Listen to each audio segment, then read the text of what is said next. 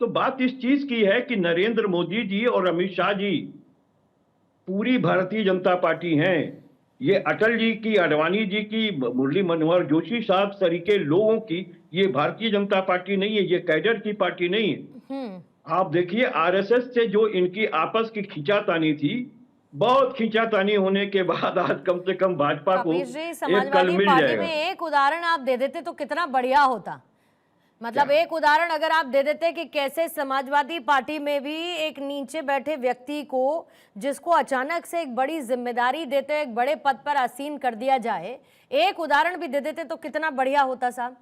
आपने इनकी कमियां तो निकाल दी, इनकी कमियां, और एक विपक्ष के नाते ठीक है आप इनकी 100 कमियां निकालिए, ठीक है वो आप कर सकते हैं अपने उसमें, लेकिन कम से कम कुछ अच्छा अगर है तो उसको अच्छाई की नजर से देखने में इतनी तकलीफ क्यों होने लगती है। एक उदाहरण आपकी पार्टी में मुझे दे दीजिए। देखिए सबसे पहली चीज तो हमने आपको यही उदाहरण दे दिया क्या कि ये जो लोग परिवारवाद का तोहमत हमारे ऊपर लगाते हैं, ये भी तो आपने परिवारवाद उसे ही करते सिरमौर हैं। बना लिया, चलिए ठीक है, और आप उस पर कह भी नहीं सकते, क्योंकि अगर आप नितिन नवीन पर सवाल उठाएंगे, पिता पुत्र की बात करेंगे, तो फिर आपकी पार्टी में तो सामने एग्जाम्पल है नहीं, हम तो कहते हैं, है ना, तो आपने तो चलिए उसको सिरमौर बना लिया। लेकिन मैं कहती हूं कि अगर आप किसी बड़े ट्रांजिशनल फेज की तरफ नहीं जाएंगे तो आप, चेंज इज ओनली कांस्टेंट, अगर उसके साथ आप आगे नहीं बढ़ेंगे तो कैसे होगा। कौशल खान मैं सिर्फ ये कहना चाहूंगा, जो परिवारवाद पे सवाल उठाने की बात है, जब एक परिवार का कब्जा पूरी पार्टी पे हो जाता है, मैंने परिभाषा ये तय करेंगे परिवारवाद की। हमारा परिवारवाद नहीं है साहब। निषाद पार्टी से गठबंधन करेंगे, हमारा परिवारवाद नहीं है। राजभर साहब की पार्टी से हम गठबंधन करेंगे, हमारा परिवारवाद नहीं है।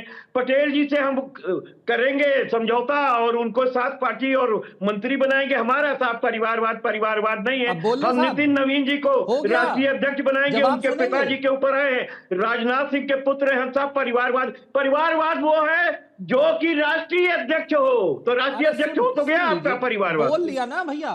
अरे इतना क्यों दर्द हो रहा है? आप बताओ, आपने जितना एग्जाम्पल दे दिया, ये बताइए, आपने 4 पार्टियों का नाम ले लिया। परिवारवाद की परिभाषा बता दीजिए डॉक्टर साहब, मान लेंगे आपको। अरे चुप तो हो, जवाब ले लीजिए। कौशल खान साहब 1 मिनट रख रही हूं ना जवाब आपके जवाब के लिए, बोलिए।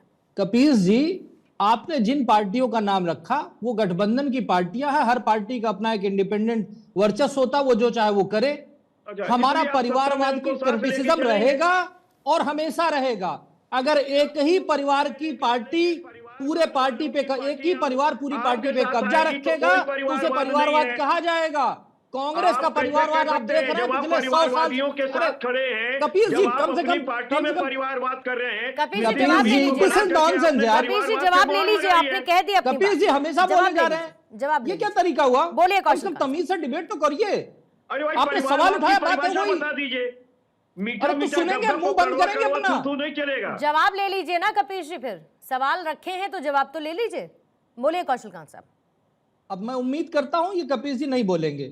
साहब, परिवारवाद ये कहते हैं कि परिवारवाद वो है कि पूरी पार्टी को अपने घर की चौखट की बकरी बना लिया हो। मुलायम सिंह जी के बाद अखिलेश जी के बाद उनके बाद वाले पुत्र। कांग्रेस की बात कर लेते हैं, कांग्रेस में पिछले 100 सालों से परिवारवाद है, एक परिवार के बाहर नहीं निकल पाए। और मेरा परिवारवाद तेरा परिवारवाद नहीं है, पब्लिक खुद डिसाइड कर लेती किसका परिवारवाद है। और जहां तक रही नितिन जी की बात, नितिन जी ने पिछले 2006 से लेकर 2026 तक अपने आप को प्रूव किया है। अरे किस तरह, अरे अखिलेश जी की तरह नहीं कि सोने का चम्मच लेकर के ऑस्ट्रेलिया से खरीदी हुई इंजीनियरिंग की डिग्री लेकर के आए और यहाँ पे सीएम बना दिए जाए। अखिलेश जी में क्या प्रॉब्लम, कौन सी क्वालिफिकेशन थी जो उन्हें सीएम बना दिया था? आप बताओ ना। कह रहा हूं कि पूर्णिमा जी, इनसे मैं सवाल पूछना चाहता हूं, मुलायम सिंह जी के बाद जब अखिलेश यादव आए थे ऑस्ट्रेलिया से, इनके पास क्या क्वालिफिकेशन थी? कौन सा राजनीतिक एक्सपीरियंस था? इसे परिवारवाद बोलते हैं, इसे परिवारवाद बोलते हैं। आप बता दीजिए ना, भारतीय जनता पार्टी में जब से पार्टी बनी है तब से लेके आज तक, भारतीय जनता पार्टी में जब से पार्टी बनी है तब से लेके आज तक एक अध्यक्ष बता दीजिए जो किसी एक परिवार से भी हो, दूसरा परिवार एक ही परिवार से। कपिल जी ऐसे किसी बात का जवाब नहीं मिल पाएगा, आपको पता है ना, ऐसे किसी बात का जवाब। सिंपल एक सवाल, अरे भाई कंटिन्यूअस बोलेंगे, ये तो तरीका नहीं है।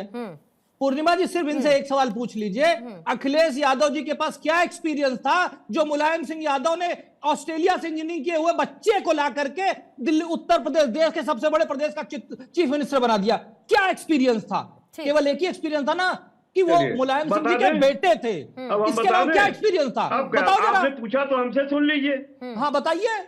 अच्छा, ये भारत का जो संविधान है उस पर कुछ आस्था विश्वास है, मानते हैं कि नहीं मानते? संविधान में चले गए, इसी को कहते हैं असली कैरेक्टर। संविधान में इस पर यही परिवारवाद है, इसी को परिवारवाद बोलते हैं कि मुख्यमंत्री कौन इसी बनेगा। को परिवारवाद बोलते हैं। अरे भाई साहब, संविधान पे आप गाली दे रहे हैं। और जहां तक रही, संविधान कहता है कि विधायक दल का नेता विधायक चुनेंगे और वो मुख्यमंत्री होगा। अरे भाई ये बताइए, एक ही परिवार के 32 लोग, भारत के संविधान के अखिलेश यादव, मुलायम सिंह जी के, स्वर्गीय मुलायम सिंह जी के, अगर आप लोग ऐसे ही चर्चा करेंगे तो मुझे अब्रप्टली रोकना होगा, मुझे अब्रप्टली रोकना होगा।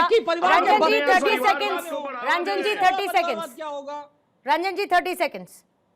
पूर्णिमा जी, मैं अभी कह रहा था लॉस्ट जनरेशन, तो सारे लोगों को दिक्कत हो रही थी कि लॉस्ट जनरेशन है। ये सोच है, आप समझिए। परिवारवाद का डेफिनेशन मैं आपको बताता हूं। अगर एक क्रिकेटर का पुत्र क्रिकेटर है और 100 मैच में 90-99 मैच पर वो 0 पे आउट हो जाता है, फिर भी उसको मौका मिलता है क्रिकेट खेलने का, ये है परिवारवाद। लेकिन अगर 100 मैच उसको दिया जाए, लेकिन 100 मैच में अगर 100 सेंचुरी बना दे तो उसको परिवारवाद नहीं कहते, उसको टैलेंट कहते। देखिए हमारे राष्ट्रीय अध्यक्ष जी स्वर्गीय रामविलास पासवान जी के पुत्र हैं, राष्ट्रीय अध्यक्ष जी हैं। लेकिन आज देखिए कि हमारी चंद्रचूड़ जी 20 सेकंड बस आपको दे रही हूं। अध्यक्ष और प्रदेश अध्यक्ष, ये बातों को सुनकर ऐसा लग रहा है कि विपक्ष एक जगह फंसा है आज और बीजेपी आगे बढ़ने के लिए तैयार है। 20 सेकंड्स मैक्सिमम चंद्रचूड़ जी, फिर खत्म करूंगी मैं। देखिए मेरी समझ में ये नहीं आता कि प्रवक्ताओं की अपनी सीमितताएं होती हैं और इसलिए वो ठीक है, जो आप प्रश्न पूछ रहे हैं उसको अपने हिसाब से वो जवाब देंगे। सच ये है कि अगर राजनीति को देखेंगे तो राजनीति में सहमति मूलक राजनीति भी लोकतंत्र की का ही प्रतीक माना जाता है। ठीक है।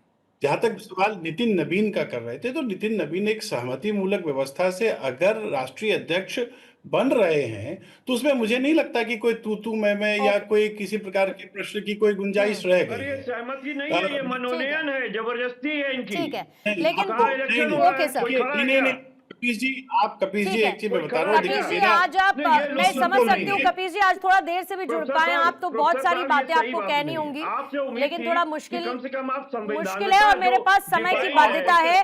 लेकिन पूरब से उठता हुआ ये नेतृत्व 2019 की बिसात को पूरे देश में बदलता हुआ नजर आएगा। बीजेपी की स्ट्रैटेजी ये है और दूसरी तरफ विपक्ष को भी बड़े रणनीतिक बदलाव की तरफ बढ़ना होगा अगर चुनावों में जीत हासिल करनी है तो।